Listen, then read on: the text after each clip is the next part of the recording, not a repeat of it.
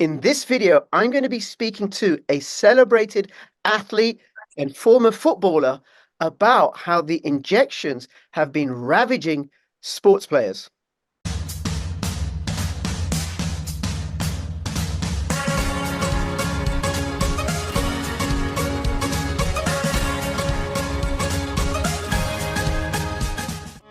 Take the first step towards online privacy. Get NordVPN.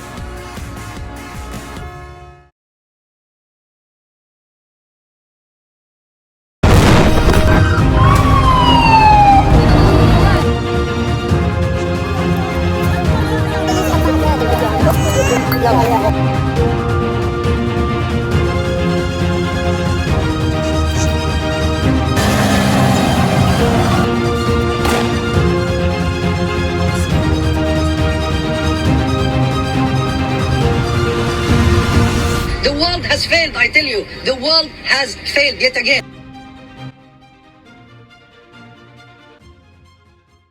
Hi, this is Crypto Rich. Well, I'm not talking about crypto. I'm talking about health and freedom and liberty and medical freedom and bodily autonomy, because I'm going to be talking to somebody who, like me, thinks that the Nuremberg Code stands for something. Now, he's a former England football player, and before I introduce him, please subscribe, follow me on Twitter, CryptoRichYT, join my official Telegram announcements channel. And if you're watching this on YouTube, you are not going to see the whole thing on YouTube because YouTube is rather sensitive about certain subjects. So please come and support me on bit.ly/CryptoRich3Speak, bit.ly/CryptoRichOdyssey, and all that's not up there, it's easy to remember, bit.ly/CryptoRichRumble, where you'll see the whole deal. Matt, thank you so much for making yourself available. Our pleasure. You are a former footballer, soccer player for Southampton and also for England. Do you just want to say a little bit about your sporting history, just so people know? Sure, no problem. Yeah, I joined Southampton Football Club as a 16-year-old boy in 1985, and I then proceeded to spend my entire 17-year career with the same club, and I retired in 2002, whereupon I took up a role in the media, commentating on football or soccer, as a lot of your guests might call it. And then I was working for Sky Sports News up until 2020, when my views on what was going on in the world didn't really align with my employers, and I was let go in August of 2020. Right. Now, were you saying things like people have a right to about what medical intervention goes into your body? Were you saying terrible things like that? Well, the jibby jabs hadn't really been brought out at that point, so I was actually sacked before all those things came out. But I would have been obviously on the side of medical freedom and bodily autonomy and freedom to choose. But yeah, a lot of it was about my views on the measures that governments were taking to try to limit the spread by locking everyone in their houses, ruining everyone's business, making you wear pointless masks and all that kind of nonsense, and also protesting about I was the first person on Sky to refuse to wear the Black Lives Matter badge. Matt, good for you, mate.